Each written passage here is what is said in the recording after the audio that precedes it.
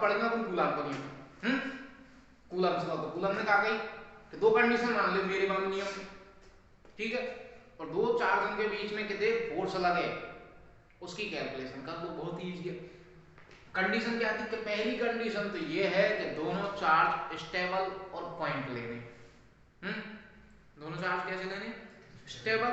दूसरी बात दोनों चार्ज होने चाहिए पॉइंट, बिंदुवत आवेश होना चाहिए। अब इसका रीजन क्या होता है, स्टेबल चार्ज लेने का कारण क्यों था? स्थिर आवेश केवल और केवल विद्युत क्षेत्र पैदा करता है, stable charge only produces electric field. लेकिन यदि चार्ज मूवेबल हो गया, यदि चार्ज दूर भी लग पड़ो तो चुंबकीय क्षेत्र भी पैदा करने लग जाएगा। कंडीशन ये थी। अब बात आती है हमारी बिंदुवत आवेश की, तो पॉइंट चार्ज लेना नेसेसरी क्यों है और पॉइंट चार्ज होता क्या है? पॉइंट चार्ज मतलब ये नहीं है कि 100 आवेश ले लो, इतना सा आवेश पॉइंट चार्ज नहीं होता। पॉइंट चार्ज का मतलब है वो चार्ज जो इनवर्स स्क्वायर लॉ को ओबे करता है, व्युत्क्रम वर्ग के नियम की पालना करता है, मतलब 1/r² की समानुपाती होता है, ठीक है। यदि कोई चार्ज अपने चारों तरफ विद्युत क्षेत्र बना रहा है, इलेक्ट्रिक फील्ड बना रहा है, इलेक्ट्रिक फील्ड 1/r² की व्युत्क्रमानुपाती है, सॉरी 1/r² की समानुपाती है, तो इनवर्स स्क्वायर लॉ को ओबे कर रहा है। तो अब बहुत ही इजी है कूलम्स लॉ।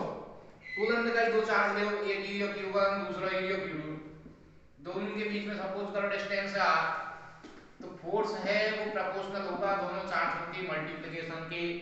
और फोर्स इनवर्स के सॉरी डिस्टेंस के स्क्वायर के इनवर्स की प्रोपोर्शनल हो गया। इक्वेशन 1 और 2 दोनों ने लेके फोर्स की एक नई इक्वेशन बनाया, तो Q1 Q2 के समानुपाती और r² के व्युत्क्रमानुपाती। समानुपाती हटा स्थान लगाते हैं k Q1 Q2 अपॉन के होता है समानुपाती स्थिरांक जिसकी वैल्यू होती है 9 × 10⁹ और मात्रा होता है न्यूटन × मीटर स्क्वायर प्रति कूलम स्क्वायर। यहां से हम इसकी विमा भी बना सकते हैं कूलम की, के की विमा क्या बनेगी, तो न्यूटन की विमा होती है m1 l1 t × मीटर की हो गई l और पावर 2 कर दिए तो l2 अपॉन नीचे कूलम की होती है a1 t1 स्क्वायर करेंगे तो a2 t2 टोटल मिला के नीचे में तो m1 l1 और l3 t-2 और t-2 t-4 और a ऊपर ले जाए तो e की पावर -2 ये होगी विमा आपके साथ, ठीक, सॉरी k की विमा क्या सही है, m1 l1 2 l3 t-4 और a-2 सही है, ठीक k की विमा होगी। अब बात करें अपन k की एक और वैल्यू की बात करें हम, k की एक और वैल्यू होगी 1/4πε0। यहाँ पे ε0 क्या है, यहाँ ε0 होती है निर्वात की विद्युतशीलता परमिटिविटी ऑफ वैक्यूम। निर्वात की विद्युतशीलता ε0 का मान कितना होता है 8.85 × 10⁻12 और यहाँ मात्रक हो जाएगा k को इनवर्स वोल्टो, k के इनवर्स की प्रोपोर्शनल है ε0, तो यहाँ को मात्रक हो जाएगा k को वोल्टो, k को वोल्टो का हो जाएगा तो k को मात्रक न्यूटन × मीटर स्क्वायर पर कूलम स्क्वायर, कूलम स्क्वायर ऊपर पहुंच जाएगा और नीचे आ जाएगा न्यूटन × डायमेंशन नहीं उल्टी, डायमेंशन बहुत जरूरी है। यहाँ से डायमेंशन में पूछेगा t+4 a+2, एग्जाम में डायमेंशन पूछी जाने की पूरी संभावना है। यहाँ से ये बात होगी कायदी उनकी ε0 की। एक और चीज छोटी सी चीज है वो है यहाँ पे परावैद्युता डाइलेक्ट्रिक कांस्टेंट, डाइलेक्ट्रिक कांस्टेंट का होगा k, या फिर ये k और ये k समान नहीं, ठीक, डाइलेक्ट्रिक कांस्टेंट है ये, और डाइलेक्ट्रिक कांस्टेंट क्या होता है, इसका सीधा सा तरीका है ऊपर ले लो अपने इसमें माध्यम में बल और नीचे उल्टा है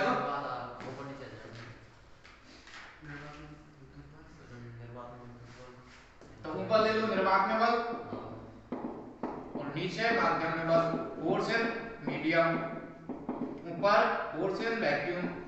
और जब इन दोनों ने देखेंगे अपन F0 upon F in medium, तो इन दोनों को जो अनुपात होगा, इनको रेशियो होगा वो हो गया परावैद्युता, ठीक है, डाइलेक्ट्रिक कांस्टेंट।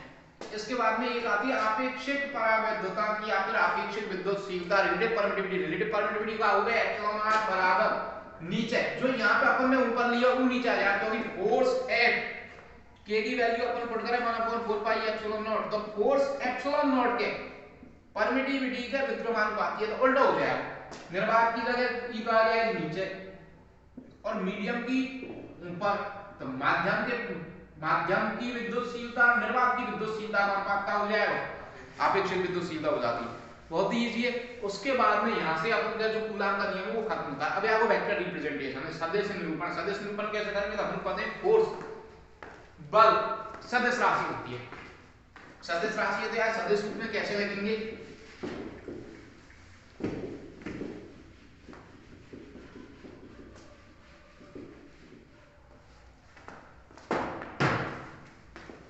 सदिश रूप में लिखने के लिए F वेक्टर बराबर 1/4πε0, इसकी जगह हम k भी ले सके q1 * q2 upon r vector का स्क्वायर। और डायरेक्शन होगी फोर्स की किसके कैप में, r कैप की डायरेक्शन में। ठीक है, r कैप जो यूनिट वेक्टर है इसको कैसे निकालते हैं, इकाई सदिश को, किसी भी सदिश को इकाई बनाने के लिए हम उसी वेक्टर में उसी के मैग्नीट्यूड का भाग दे देते हैं। तो ये रहेगी r कैप की वैल्यू। दूसरी बात, r वेक्टर को स्क्वायर करके देखें अपन, r वेक्टर को स्क्वायर का होगा r vector dot r vector, या फिर r वेक्टर का मैग्नीट्यूड इनटू r वेक्टर का परिमाण इनटू cos ऑफ थीटा। और आप देख रहे हो दोनों सदिश एक ही सदिश है, तो दोनों r वेक्टर ये रहा, दूसरा r वेक्टर भी ये रहा, तो दोनों के बीच का कोण कितना हो जाएगा,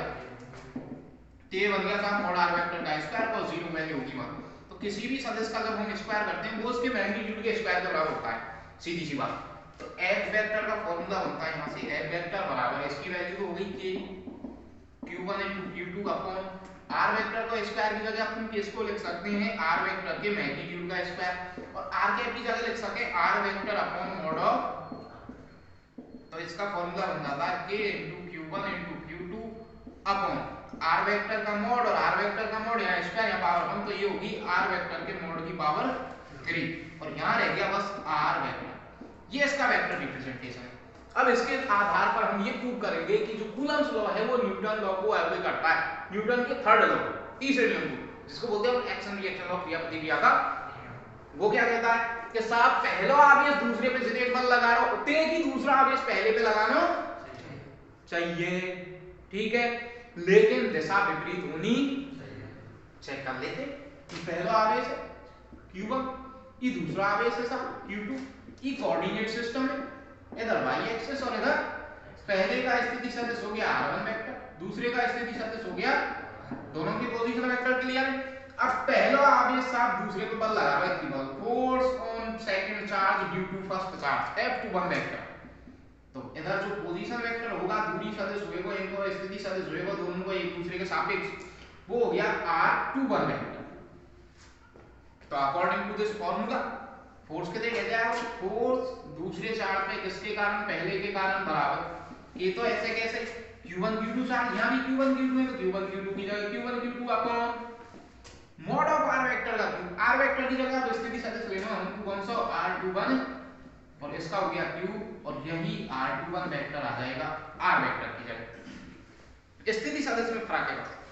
अब आपको पता है अकॉर्डिंग टू ट्राइंगल लॉ, त्रिभुज नियम से, सदिशों के त्रिभुज नियम से r21 वेक्टर बराबर होगा r2 vector minus r1 vector, यहां से देख लो लगा के नियम, त्रिभुज नियम। अब इसका मान लगा के यहां पर तो F21 वेक्टर बराबर हो जाएगा साहब के, तो ऐसे के ऐसे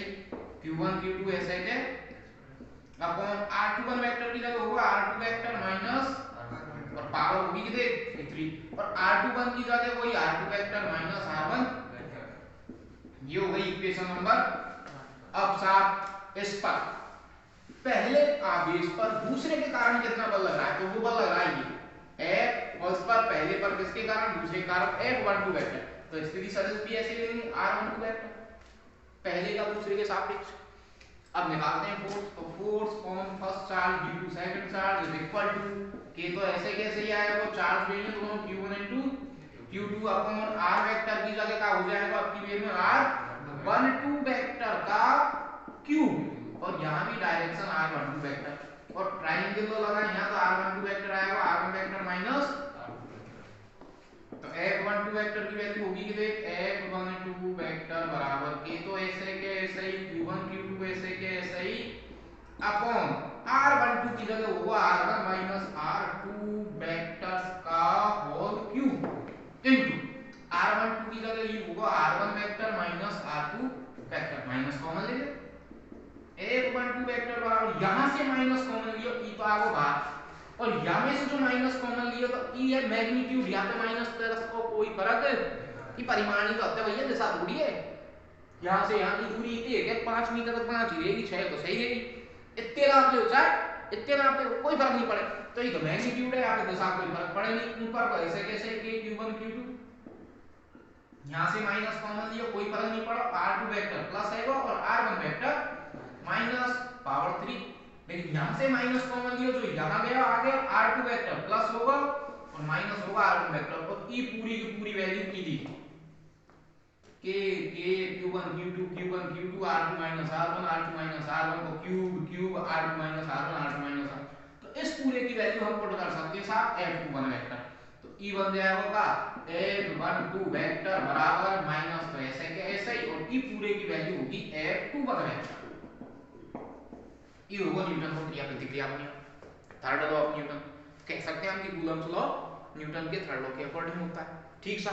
कूलम को नियम याद करना है। ठीक, कभी कभी आने थे, कभी कभार बाई चांस अध्यारोपण का सिद्धांत लगवा लिया। अध्यारोपण का सिद्धांत का प्रिंसिपल ऑफ सुपरपोजिशन के जब वेक्टर क्वांटिटी को अपन सम करें, सदिश राशि को जब जोड़ करें, तो उनका जोड़ सदिश रूप में ही किया जाएगा। ध्यान रखना है, ये प्रिंसिपल ऑफ सुपरपोजिशन है, सदिश राशि को जोड़ सदिश रूप में ही करना है। तो सपोज करो कि ई अकेला चार्ज धरो साहब q नॉट, और यहाँ पे बहुत सारे चार्ज फोर्स लगा रहे हैं, बहुत सारे चार्ज इधर कोई इधर कोई इधर बहुत सारे, क्या टोटल फोर्स का है जब a वेक्टर बराबर f1 vector plus f2 vector, सभी जो अलग अलग फोर्स लगा रहे हैं उन सबको वेक्टर सम कर देना, मतलब सो नो खत्म। इतनी 100 करना। ये प्रिंसिपल ऑफ सुपरपोजिशन है, अध्यारोपण का सिद्धांत, बहुआवेशों कारण पर। ठीक है, कूलम नियम खत्म। अब बात करेंगे अपन विद्युत क्षेत्र। इलेक्ट्रिक फील्ड होता क्या है, नाम से ही पता चल रहा है, फील्ड है, विद्युत क्षेत्र है, क्षेत्र है। तो यहाँ का मतलब की हो जाओ कि कोई आवेश अपने चारों तरफ एक क्षेत्र बनाता है, सीधी सी बात। अब वो क्षेत्र आपको उसको परिभाषित कैसे करना है, उस फील्ड को हम डिफाइन कैसे करेंगे, तो उसके लिए उस क्षेत्र में हमें एक दूसरा आवेश लाना पड़ेगा।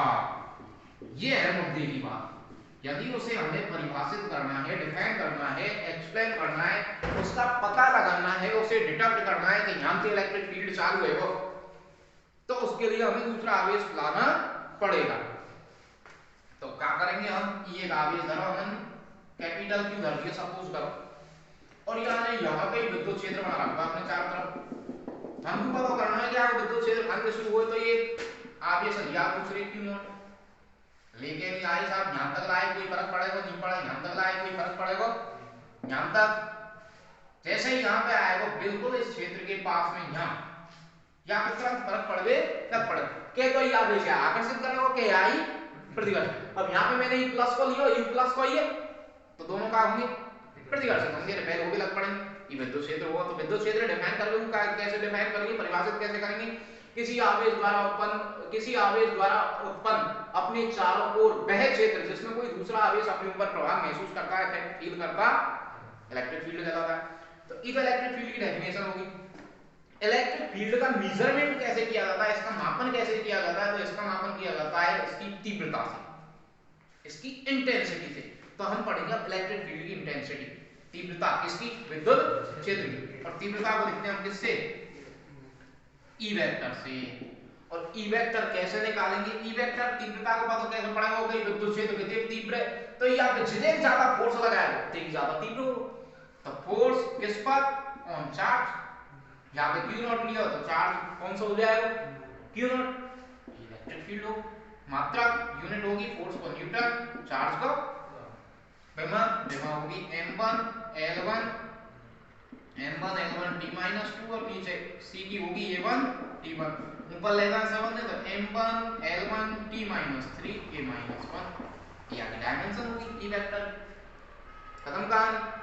अब f को फॉर्मूला का आप देखो, इन दोनों के बीच में कितने फोर्स लगा, सपोज करो Q नॉट चार्ज में यहाँ रखो और डिस्टेंस है दोनों के बीच में r,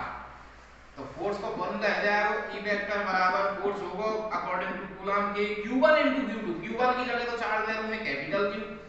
Q2 की जगह चार्ज ले रहा हूं मैं Q नॉट अपॉन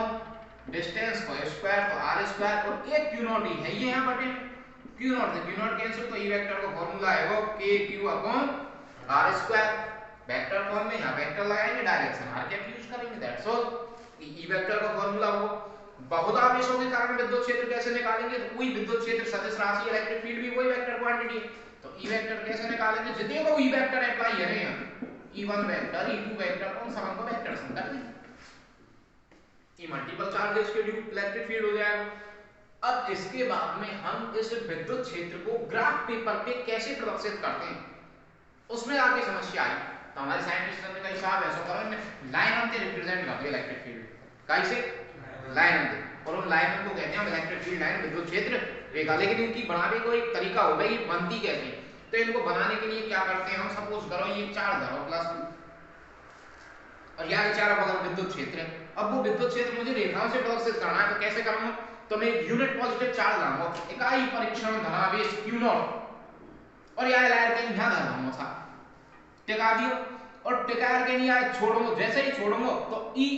इसके विद्युत क्षेत्र के कारण या तो अट्रैक्ट होएगा या फिर रिपेल होएगा, किदम तो भागेगा, धक्का लगेगा तो आग होते बदल जाएगा, और अट्रैक्ट होएगा इधर जाएगा। अब E मैंने कैसे लिया, इकाई परीक्षण धनावेश यूनिट पॉजिटिव चार्ज, तो U पॉजिटिव है, U पॉजिटिव है, तो पॉजिटिव किसको बदलो, इसकी बदलो ऐसे, यहां पे धरो तो ऐसे, यहां धरो तो यहां रखो तो इस तरह से धनावेश के कारण विद्युत क्षेत्र रेखाएं बनेंगी, इलेक्ट्रिक फील्ड लाइन बनेंगी जो कि रेडियली त्रिज्यीय आउटवर्ड होगी बाहर की तरफ, और यहां पे धनावेश होता तो Q0 रखते अपन तो Q0 अट्रैक्ट होता ऐसे अंदर की हो, तो यहां कैसी हो जाती रेडियली इनवर्ट, त्रिज्यीय अंदर की हो। ये विद्युत क्षेत्र रेखा, विद्युत क्षेत्र रेखा है कहां है, विद्युत क्षेत्र रेखा बेकाल्पनिक रेखाएं हैं जो किसी विद्युत क्षेत्र को प्रदर्शित करने के काम में आती हैं, या फिर ये वो इमेजिनरी लाइंस हैं, या फिर ये वो पथ है जिस पर हम किसी इलेक्ट्रिक फील्ड में चार्ज Q0 को रखते हैं, उस पर ये Q0 जाता है, तो Q0 को पास इलेक्ट्रिक फील्ड लाइन विद्युत क्षेत्र रेखा। इनके गुणधर्म क्या है, तो धनावेश के कारण विद्युत क्षेत्र रेखा त्रिज्यीय बाहर की होती है, नेगेटिव चार्ज के ड्यू इनवर्ट होती है और रेडियली होती है। अगली चीज, धनावेश से विद्युत क्षेत्र रेखा चलेंगी तो खत्म होंगी ऋणावेश पे, दोनों आवेशन के बीच में एक लचकदार डोरी की तरह होंगी, ऐसे नहीं होंगी सीधी शॉर्ट क्या पॉजिटिव और नेगेटिव चार्ज के बीच में ये कुछ ऐसे होती है लचकदार डोरी की तरह, सीधी शॉर्ट तो यहाँ केवल इनको मिलाने वाली जो अक्ष है इसके अंदर होंगी, ठीक है, और धनावेश से ऋणावेश की तरफ होंगी, ठीक। यदि किसी क्षेत्र में विद्युत क्षेत्र रेखा बहुत ज्यादा हो जाए, इनकी डेंसिटी बढ़ जाए, तो यहाँ इलेक्ट्रिक फील्ड पावरफुल होगा, विद्युत क्षेत्र प्रबल होगा, और यदि किसी क्षेत्र में विद्युत क्षेत्र रेखा विरल है, रेयर है, ऐसे दूर दूर है, तो यहाँ पे इलेक्ट्रिक फील्ड कम पावरफुल होगा, विद्युत क्षेत्र की तीव्रता कम होगी। अगली बात, विद्युत क्षेत्र रेखा के ऊपर यदि हम कोई स्पर्श रेखा खींच दें किसी भी बिंदु पर, तो ये स्पर्श रेखा हमेशा और हमेशा इलेक्ट्रिक फील्ड की डायरेक्शन को शो करेगी। क्यों, सपोज करो कि Q0 चार्ज अपन ने यहाँ धरो, तो यहाँ जगह पे Q0 चार्ज कितनी बगल बदलो, यहाँ पे कितनी बगल बदलो, यहाँ पर, तो ये Q0 चार्ज जिस दिशा में बदला हुई विद्युत क्षेत्र की दिशा है, तो स्पर्श रेखा किसको टेंजेंट खींच रहे वो इलेक्ट्रिक फील्ड की डायरेक्शन को शो करती है। अगली प्रॉपर्टी का है कि दो विद्युत क्षेत्र रेखाएं कभी भी एक दूसरे को इंटरसेक्ट नहीं करती, यदि काटेंगी तो कहा जाएगा वो यहाँ पे काट गई, सपोज करो या बिंदु पे, तो या बिंदु पे इस रेखा के लिए विद्युत क्षेत्र ये रहा और इस रेखा के लिए विद्युत क्षेत्र, तो क्या ऐसा हो सकता है एक बिंदु पे विद्युत क्षेत्र की दो दिशा हो जाए? It is not possible that direction of electric field on a single point does not double, ठीक है, दो नहीं हो सकती बिल्कुल भी। अब आगे बात करते हैं विद्युत क्षेत्र रेखाओं के गुणधर्म खत्म होने के बाद में अगला जो टॉपिक आता है हमारे पास वो आता है विद्युत द्विध्रुव, इलेक्ट्रिक डायपोल। नाम से ही पता चल रहा है डाइपोल, द्विध्रुव, दो ध्रुव बनाने साथ जो इकाई के विद्युत के इलेक्ट्रिक के, और विद्युत के द्विध्रुव काय के बनेंगे, विद्युत के दो ध्रुव बनेंगे धनावेश और ऋणावेश, ये दो ध्रुव होंगे विद्युत के पास में, तो एक बगल पॉजिटिव चार्ज धरना है प्लस Q और एक बगल नेगेटिव चार्ज धरना है, और दोनों चार्ज बहुत ही मिनिमम डिस्टेंस पे धरने, दोनों के बीच की डिस्टेंस कैसी लेनी है, बहुत ही मिनिमम लेनी है साहब। और सपोज करो ये 2a है, तो ये जो सिस्टम बनो ये होएगा डायपोल द्विध्रुव, तो द्विध्रुव बनाने को परिमाण में समान और प्रकृति में विपरीत, नेचर दोनों की अपोजिट है और मैग्नीट्यूड सेम है, और मिनिमम डिस्टेंस पे रखने डायपोल बनो। इसके बाद में हम इसका आघूर्ण कैलकुलेट करेंगे, द्विध्रुव आघूर्ण डायपोल मोमेंट, उसकी गणना कैसे करते हैं उसे लिखते हैं हम p वेक्टर से, सदिश राशि होती है, वेक्टर क्वांटिटी होती है, और गणना करके लिखो एक कोई भी एक चार्ज को मैग्नीट्यूड ले लो, दोनों का मैग्नीट्यूड q मैग्नीट्यूड लियो और दोनों के बीच की डिस्टेंस ले लो और मल्टीप्लाई कर दो, आओ डायपोल मोमेंट। P वेक्टर बराबर Q इंटू 2a और 2a vector quantity. P vector की डायरेक्शन कितने रे द्विध्रुव आघूर्ण की, तो ये विद्युत क्षेत्र का उल्टा मरेगा। तो विद्युत क्षेत्र धनावेश से ऋणावेशमान, तो द्विध्रुव आघूर्ण ऋणावेश से धनावेशमान। किसका खत्म द्विध्रुव आघूर्ण को। मात्रक की बात करें, आवेश को मात्रक कूलम, दूरी को मात्रक मीटर, कूलम इंटू मीटर मात्रक है वो। विभव A1 T1 और या की होगी खत्म किसका या को भी। अब साहब इस द्विध्रुव के कारण विद्युत क्षेत्र कितना होता है उसकी कैलकुलेशन करेंगे। तो पहली बात तो यार द्विध्रुव के पास में दो लाइन है, एक तो होती है इसकी अक्ष एक्सिस जो इन दोनों आवेशों को मिलाने वाली रेखा से गुजरती है, और एक होती है निरक्ष इक्विटोरियल लाइन, ये वाली सीधी वाली जो द्विध्रुव के मध्य बिंदु से इसके लंबवत होकर जाती है, परपेंडिकुलर है। तो पहले तो हम यहाँ की अक्ष पे एक्सिस पे इलेक्ट्रिक फील्ड की कैलकुलेशन करेंगे। ई द्विध्रुव दियो साहब कहते हैं -q चार्ज धरो कहते हैं ये दोनों का मध्य बिंदु होगा O। टोटल डिस्टेंस है द्विध्रुव की कितने 2a, तो यहां से यहां तक दूरी है कितने, यहां से यहां तक भी दूरी। और सपोज करो या एक्सिस लाइन पे कहीं आगे चलो, यहां एक पॉइंट धरो P, और इस पॉइंट P पर हमें इलेक्ट्रिक फील्ड की इंटेंसिटी फाइंड करनी है। पॉइंट P की दूरी मान ली हमने कितने, तो पॉइंट P पे विद्युत क्षेत्र कौन की वजह से, एक तो प्लस q आवेश धरो और यहां रे प्लस q आवेश भी अपना विद्युत क्षेत्र पहुंचा रहा है, माइनस q आवेश भी अपना विद्युत क्षेत्र पहुंचा रहा है। इसकी कैलकुलेशन करनी। तो बिंदु P पे टोटल विद्युत क्षेत्र कांते होगा, एक तो होगा प्लस आवेश के कारण, एक होगा विद्युत क्षेत्र का फॉर्मूला का E बराबर kq अपॉन, तो E एट पॉइंट P बराबर पॉजिटिव के कारण फॉर्मूला तो ये k तो ऐसे कैसे q की जगह plus q charge positive upon distance यहां से और यहां तक की डिस्टेंस कितने हो जाएगी, तो यहां तक की तो है पूरी r जेमे a हट गई, तो ये डिस्टेंस रहेगी r माइनस a, और यहाँ को क्या करेंगे प्लस E नेगेटिव ऋणावेश के कारण विद्युत क्षेत्र कितना, तो फॉर्मूला होगी kq upon r square, k तो ऐसे कैसे q की जगह चार्ज कितने गए अपॉन डिस्टेंस कितने गई यहां से वहां तक की, तो यहां से यहां तक तो होगी r और E और ऐड करनी है कितने, तो कितने होगी r प्लस a तो स्क्वायर। चलो कर दियो सॉल्व साहब। EP बराबर kq तो आगे बाहर ऊपर रहेगा 1 अपॉन नीचे रहेगा r माइनस a का whole square, e plus into minus e रहेगा माइनस kq तो गया बाहर, नीचे रहेगा r प्लस a का होल स्क्वायर। सॉल्व कर दियो कैलकुलेट कर दियो, तो E एट पॉइंट P बराबर kq ऐसे के ऐसे एलसीएम ले दियो r minus a r plus a के होल स्क्वायर को दोनों मल्टीप्लाई कर छोड़ दिए, ऐसे तो ये कैंसिल होगा, ये बच को मल्टीप्लाई है वो एक पे तो ऊपर बनेगा r प्लस a का होल स्क्वायर, फिर बीच में चिन्ह माइनस को r प्लस a थी r प्लस a का whole square cancel, r minus a square बच को। चलो साथ लगाओ फॉर्मूला kq तो ऐसे के ऐसे नीचे फॉर्मूला लगाओ a minus b into a plus b, a square minus b square, a की जगह r स्क्वायर माइनस b की जगह और होल स्क्वायर है ये तो होल स्क्वायर ऊपर करो तो r square plus a square plus 2r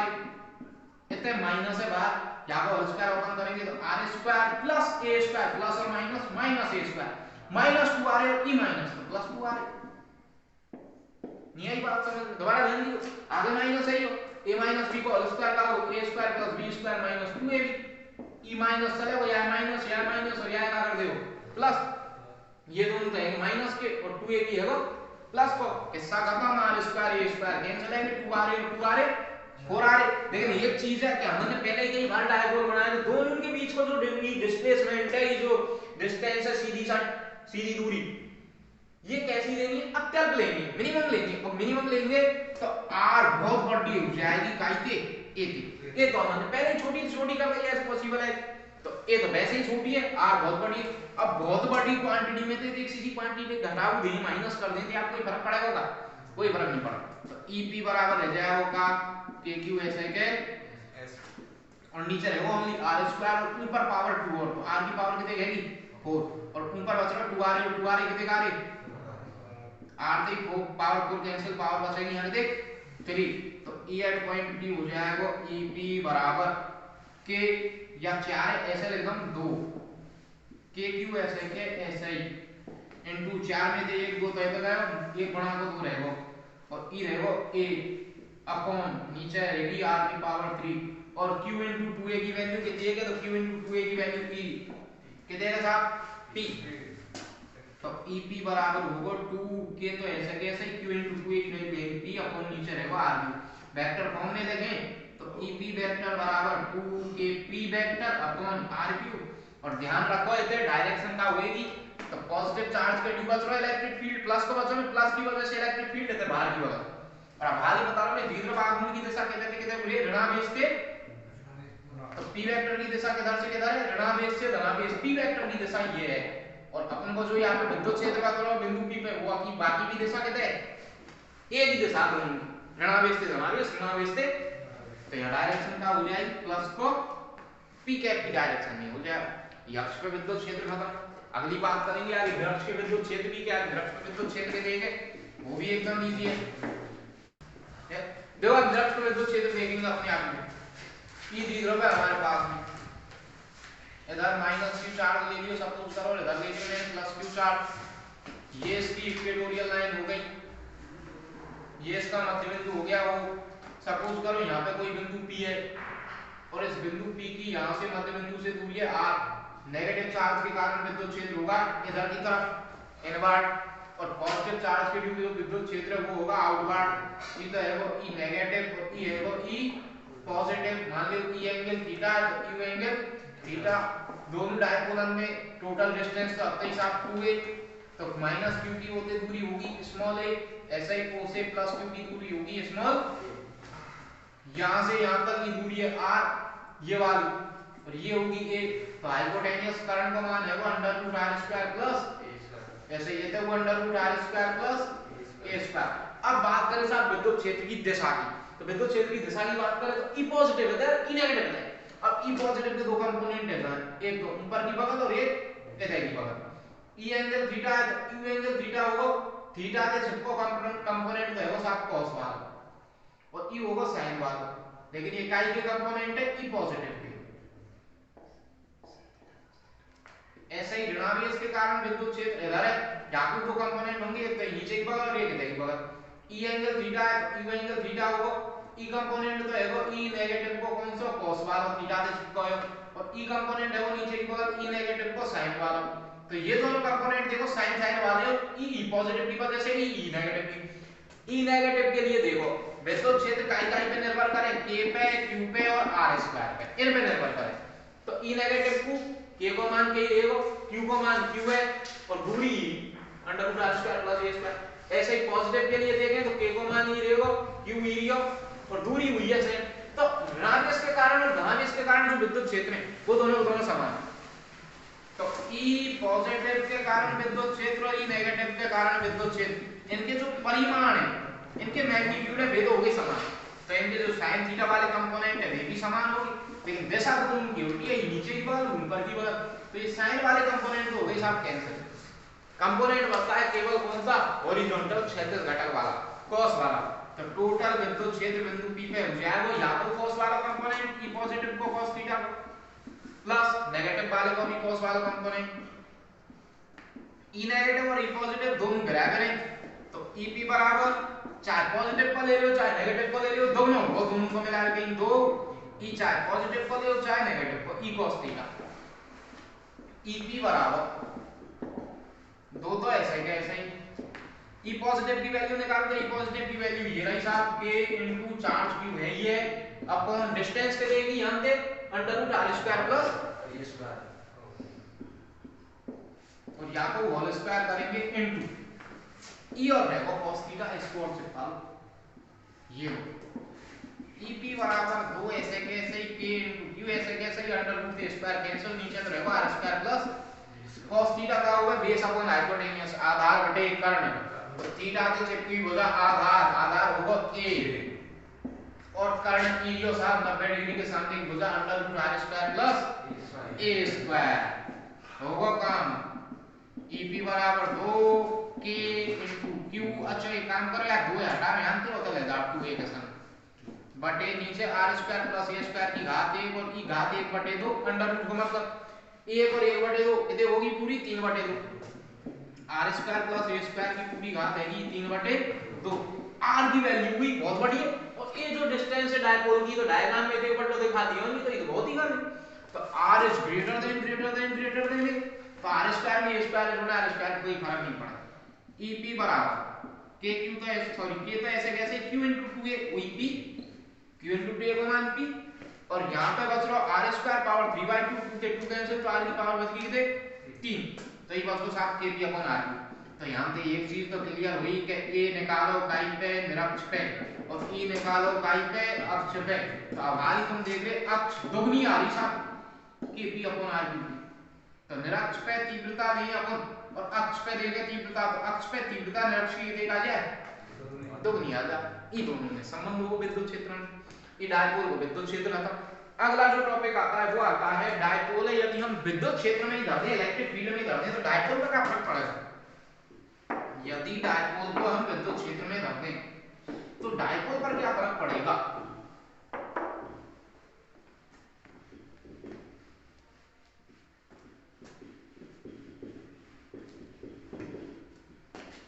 तो रख दो साहब, ये यूनिफॉर्म इलेक्ट्रिक फील्ड लिया,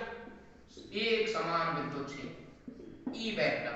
और ई धर दिया यहां में द्विध्रुव, बीच में डिस्टेंस 2a, इतने ले लियो सपोज करो प्लस q चार्ज, इतने ले लियो सपोज करो माइनस q चार्ज। तो विद्युत क्षेत्र ऋणावेश है तो आकर्षित करेगा, और धनावेश है प्रतिकर्षित करेगा, क्योंकि विद्युत क्षेत्र की दिशा ऐसे तो वही धनावेश में हम चले वो ऋणावेश में खत्म होएगा। तो सपोज करो इधर धनावेश धरो तो या ऋणावेश खींच ले जाएगा और या धनावेश में धक्का दे देगा, ऐसे ई ऋणावेश या ऋणावेश में धक्का दे देगा और या धनावेश से खींच लेगा। तो यो भी कैसा होगा? विद्युत क्षेत्र इलेक्ट्रिक फील्ड नेगेटिव चार्ज को अट्रैक्ट करता है और पॉजिटिव चार्ज को रिपेल करता है। ठीक है साहब, तो Q पे H की बगल धक्का लगेगा और या Q पे H की बगल अट्रैक्शन फोर्स लगेगा। अब फोर्स की वैल्यू क्या होगी? तो E बराबर हमने फार्मूला पढ़ा F/Q, इलेक्ट्रिक फील्ड की इंटेंसिटी ही तो अब गई फोर्स ऑन चार्ज। तो यहां से फोर्स का फार्मूला बने force is equal to electric field into charge. तो माइनस Q पे कितने फोर्स लगेगा? इलेक्ट्रिक फील्ड तो है वो E और चार्ज होगा Q, EQ, इतना ही बगल पॉजिटिव Q पे फोर्स कितने लगेगा? तो इलेक्ट्रिक फील्ड तो यहाँ E और चार्ज होगा Q, तो EQ, लेकिन इधर की तरफ तो दोनों फोर्स अपोजिट होगी, एक इधर लग रहा और एक इधर, इतना की बगल EQ फोर्स है, इतना की बगल EQ फोर्स है, दोनों अपोजिट, मैग्नीट्यूड सेम, तो दोनों का टोटल 0, 2 न्यूटन इतना लग रहा 2 न्यूटन ही होता है, टोटल फोर्स 2 2 0 खत्म किसका? तो टोटल फोर्स तो होगा साहब 0। लेकिन एक चीज है, यदि इन दोनों फोर्सन की जो एक्टिवेशन लाइन है क्रिया रेखा अलग अलग है तो ये घूमेगा, एक होती तो कोई फर्क नहीं पड़ता। जैसे अब मैं एक ही है एक्टिवेशन लाइन, या डस्टर में इधर खींच रहा हूं और एक हाथ से इधर, तो दोनों की एक्टिवेशन लाइन एक है सेम, तो ना तो उतर जाए ना इधर, तो ये लीनियर मोशन तो कर नहीं सके रह के गलती तो। लेकिन मैं इन फोर्सन की जो एक्टिवेशन लाइन है वह अलग अलग कर दूं, एक फोर्स लगा रहा हूं न्यूम और दूसरे फोर्स लगा रहा हूं न्यूम, तो दोनों की एक्टिवेशन लाइन अलग अलग होगी, तो ये क्या करेगा? घूमेगा, रोटेशनल मोशन करेगा, घूर्णन करेगा। इसकी वजह से इस पर बलाघूर्ण लगेगा, बलाघूर्ण को फॉर्मूला हो टॉय बराबर बल इनटू आघूर्ण भुजा फोर्स इनटू मोमेंटम लेंथ या मोमेंट लेंथ। तो टॉर्क बराबर फोर्स का कितने लग रहा है साहब? E इनटू Q इनटू आघूर्ण भुजा कितने हो जाएगी? तो आघूर्ण भुजा होगी दोनों क्रिया रेखाओं के बीच की सीधी साटी दूरी, ये वाली। तो सपोज करो ये एंगल बन रहा है थीटा, थीटा के सामने वाली भुजा परपेंडिकुलर, तो आपको लंब का मान निकालना, जबकि कर्ण का मान पता है 2a और लंब है sin थीटा में, तो कर्ण इनटू sin थीटा या आपका मान हो जाएगा, कर्ण होगा 2a into sin theta, hypotenuse into sin theta. तो आघूर्ण भुजा होगी कितने? 2a sin थीटा, और q इनटू 2a का मान होगा p, तो टॉर्क बराबर होगा E तो ऐसे के ऐसे ही, q इनटू 2a है वो p इनटू होगा E sin बलाघूर्ण की कैलकुलेशन होगी। ये द्विध्रुव पर बलाघूर्ण हो गया। इसके बाद में हमारे पास में जो अगला टॉपिक आता है वो आता है विद्युत फ्लक्स। विद्युत इलेक्ट्रिक फ्लक्स क्या होता है? इलेक्ट्रिक फ्लक्स, फ्लक्स का मतलब होता है बहाव, फ्लो। तो हम इसमें फ्लो देखेंगे किसका? विद्युत का। अब विद्युत को फ्लो कैसे देखें? अब एक नंदी बह रही है साहब, नंदी को बहाव कैसे देखें? तो ये फिक्स क्षेत्र में ही तो देख सके, नहीं तो पूरी नंदी में हम तक देखेंगे किनारे बहाव कम है, सेंटर में ज्यादा तेज होगा, तो अलग अलग देख नहीं सकते हम। तो अपन क्या करें, एक जगह फिक्स बैठ जाएंगे, यहाँ देखें हम तो इलेक्ट्रिक या वो बहाव के देख, पानी को फ्लो के देख, ऐसे ही इलेक्ट्रिक फील्ड को फ्लो देखे, तो वहां पे पानी को फ्लो देख लो क्या करेंगे, इतने 100 क्षेत्र ले लिया सपोज करो अपने 100, तो बाद क्षेत्र में देखेंगे यहाँ फिर 1 सेकंड में देख पानी जा रहा, जितने ज्यादा पानी जाएगा पानी को फ्लो देगी ज्यादा। ऐसे ही इलेक्ट्रिक फील्ड को देखेंगे, इलेक्ट्रिक फील्ड लाइन जा रही है साहब, ये भन्नाट क्या करेंगे, एक क्षेत्रफल बना लेंगे फिक्स, बंद क्षेत्रफल, या में कितने इलेक्ट्रिक फील्ड लाइन जा रही है, इलेक्ट्रिक फील्ड को फ्लो, विद्युत को फ्लो, इसको कहते हैं हम विद्युत का फ्लक्स। तो क्या है वो विद्युत फ्लक्स, किसी बंद क्षेत्रफल से निकलने वाली विद्युत क्षेत्र रेखाओं की संख्या विद्युत का फ्लक्स कहलाती। The number of electric field line passing from a closed surface area is known as विद्युत, known as electric flux। खत्म किसका। तो ये आप फॉर्मूला कैसे निकालेंगे, फॉर्मूला हो गया फाई बराबर E into ds into cos of थीटा, या फिर phi is equal to E vector dot ds vector, ये होगा। अब यहाँ पे थीटा का रोल है, थीटा का बहुत बड़ा रोल है साहब। देखो क्षेत्रफल की जो दिशा होती है वो हमेशा होती है क्षेत्र के लंबवत, जैसे कि मेरा हाथ है तो यहाँ के हाथ के क्षेत्रफल की एरिया की डायरेक्शन कैसे होगी, हाथ के लंबवत में, बाहर की तरफ, ठीक है। अब सपोज करो ई जो मैंने सर्किल धरा हो, यहाँ की अभी तो डायरेक्शन है इतनी बगल, और इलेक्ट्रिक फील्ड है और एंगल बन रहा है कितने थीटा, मैंने ही कहीं सीधो सेट कर दी क्यों, तब इलेक्ट्रिक यहाँ क्षेत्रफल अभी तय हो ds वेक्टर और E वेक्टर भी इधर हो गया, और दोनों के बीच में जो कोण बनेगा थीटा वो हो गया कितने डिग्री, और cos 0 का मान 1, तो निकलने वाला फ्लक्स अधिकतम। और तुम नॉर्मली भी देख सको, यदि मैं एक टायर ले जाऊं साइकिल को और पानी में धरूं, पानी में भरो टायर का कहीं धर दूं सीधो, तो पूरा पूरा पानी टायर में निकलेगा नहीं निकलेगा, और मैंने टायर धर दिया यूं और पानी आ रहा यूं, तब पानी निकलेगा क्या, में पानी निकलने वाले पानी की मात्रा 0 हो जाएगी। ऐसे ही मैंने एरिया इलेक्ट्रिक फील्ड आ रहा है इधर, मैंने एरिया धर दिया ऐसे, एरिया की डायरेक्शन है हिसाब इधर नहीं, मतलब इलेक्ट्रिक फील्ड है यूं, और एंगल होगा कितने डिग्री, तो इलेक्ट्रिक फील्ड लाइन निकलेंगी या में नहीं निकले, और फार्मूला आप देख लो cos 90, cos 90 की वैल्यू 0, तो निकलने वाला फ्लक्स 0, ये इलेक्ट्रिक फ्लक्स है। पूरी इलेक्ट्रिक फ्लक्स की कहानी खत्म किस्सा। इलेक्ट्रिक फ्लक्स की कैलकुलेशन के लिए सबसे बढ़िया तरीका दिया था, या फार्मूला से इलेक्ट्रिक फ्लक्स की कैलकुलेशन करते हैं अपन तो थोड़ी दिक्कत रहेगी, तो इलेक्ट्रिक फ्लक्स की कैलकुलेशन को जो सबसे आसान फार्मूला दिया वो दिया गाउस ने कही मेरे फार्मूला है सीधा वाले जाओ और धुआंधार इलेक्ट्रिक फ्लक्स की कैलकुलेशन करो। तो गाउस के नियम को देखते हैं, और गाउस ने कौन सा लॉ दिया था अपना, देखो गाउस लॉ क्या कहता है, कोई भी क्लोज इमेजिनरी सरफेस ले लो साहब, बंद काल्पनिक पृष्ठ का पृष्ठ है, बंद जरूर कर दीजिए, कैसी पृष्ठ की कल्पना कर ले, और उसके अंदर जितना भी आवेश है भागो कर ले टोटल, और भाग दे दो एप्सिलॉन नॉट को, तो या पूरे पृष्ठ से जितने को फ्लक्स निकलेगा बाकी कैलकुलेशन हो जाएगी। हटाओ, तो किसी बंद काल्पनिक पृष्ठ से निकलने वाला विद्युत फ्लक्स उसमें उपस्थित कुल आवेश तथा एप्सिलॉन नॉट के रेशियो के बराबर होता है, अनुपात के बराबर होता है, हमेशा इलेक्ट्रिक फ्लक्स गाउस के लॉ के अकॉर्डिंग। अब गाउस ने ये लॉ तो दे दो दिया, हम मान कैसे लें कि सही है, तो गाउस ने कहीं प्रूव कर देता हूं, तब मान ले बोले कर दे प्रूव, बोले कूलॉम का नियम तो सही है ने, कूलॉम लॉ सही है, बोले हां साहब सही है,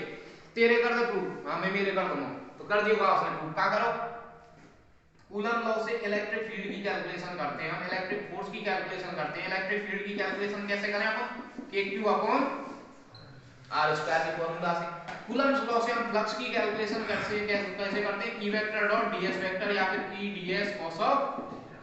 थीटा, ऐसे ही करें कैलकुलेशन, बोले ऐसे ही करें। तो देखो मैं यही फार्मूला काम में लूंगा कूलॉम्स लॉ के, और मेरा फ्लक्स ले रहा हूं, ठीक है, बोले लिया साहब, तो उसने ये चार्ज ले लिया plus q, E plus q charge लिया, और यहाँ के चारों तरफ ये क्लोज सरफेस ले ली, यहाँ पे छोटा सा एरिया को अल्फांस काट दिया, पहले तब मैं यहाँ क्षेत्रफल में से जितने फ्लक्स निकल रहा है बाकी कैलकुलेशन करो, बोले कर ले। तो इस क्षेत्रफल की डायरेक्शन थी सपोज ये वाली, और इस प्लस q चार्ज के कारण जो विद्युत क्षेत्र था उसकी डायरेक्शन थी ये वाली, और दोनों के बीच में एंगल बन रहा है कितने थीटा, तो यहां से कितने से क्षेत्रफल से कितने फ्लक्स निकलेगा, तो वो हो गया साहब d फाई बराबर E vector dot ds vector या फिर E ds cos of theta. बोले ठीक है यहां तक, बोले ठीक है। अब विद्युत क्षेत्र की कैलकुलेशन गाउस ने ऐसे ही करी, सॉरी कूलॉम ने ऐसे ही करी, बोले हां साहब ऐसे ही करी, तो मैं एक ही मान रख रहा हूं, तो बोले d फाई बराबर E को मान रख दिया मैंने k into q, q की जगह यहां चार्ज कितने का मेरे पास में प्लस, और E जो अल्फांस लियो मैंने सपोज करो यहाँ की डिस्टेंस आ रही है, तो अपॉन डिस्टेंस को square into ds cos theta, ऐसे के ऐसे ही। बोले यहां तक कोई दिक्कत तो नहीं है ना, बोले नहीं है। तब पूरे सरफेस एरिया से टोटल फ्लक्स कितने निकलेगा यार देख ले, तो टोटल फ्लक्स होगा फाई बराबर इंटीग्रेशन करना है काई को d फाई को, ऐसे ही तो करेंगे, यहाँ पे छोटे छोटे एलिमेंट लेते चलेंगे और सब के फ्लक्स जोड़ते चलेंगे, पूरी सरफेस को फ्लक्स आ जाएगा। तो जोड़वे में सबसे सीधा तरीका ये क्या है, डी फाई ये टेंड्स टू 0 करो, लिमिट लगा और या इंटीग्रेशन में चेंज कर दो, कर दियो साहब फाई बराबर इंटीग्रेशन कर दियो किसके, क्लोज सरफेस के लिए, पूरी क्लोज सरफेस के लिए डी फाई का, और डी फाई की वैल्यू कितनी आई, k into q upon r square into ds cos of theta. बोले k को ई के मान लियो ने मेरो संपट नहीं खाया आपके के को मान मुई लियो जे लेते आई कौन सा, बोले 1/4 पाई एप्सिलॉन बार ले, बाकी मेरो संपट का बोल ले तो भैया भाई, तो k को मान ले लियो 1/4 pi epsilon into q upon r square ऐसे के into ds cos of theta. बोले अब क्या हो संपट, बोले हो अब तो मेरो डेरिवेशन हो कैसे होगा, हमन खुद के तुम दी नहीं रो तेरो फॉर्मूला तो ये टोटल चार्ज बटे एप्सिलॉन नॉट ये देख लो भाई हेलो फ्लक्स को फॉर्मूला ये बोले होगा छोटा सा, बोले कैसे, बोले तुमने सॉलिड एंगल नहीं पढ़ो घनकोण, बोले ई का सवाल होए तो बोले जो शंकु बने ने जोकर की टोपी बाकी सेंटर पे जो एंगल बने वो चांदे से नहीं नपे, वो चांदे से नहीं नपता है, चांदे से नपता है ये प्लेन एंगल, सॉलिड एंगल के बात है और वो चांदे से नहीं नपे घनकोण, और उसको हम अलग ही नापते हैं। तो ई घनकोण वाले कॉन्सेप्ट के है वो, बोले घनकोण का हुए, बोले घनकोण होता है d ओम बराबर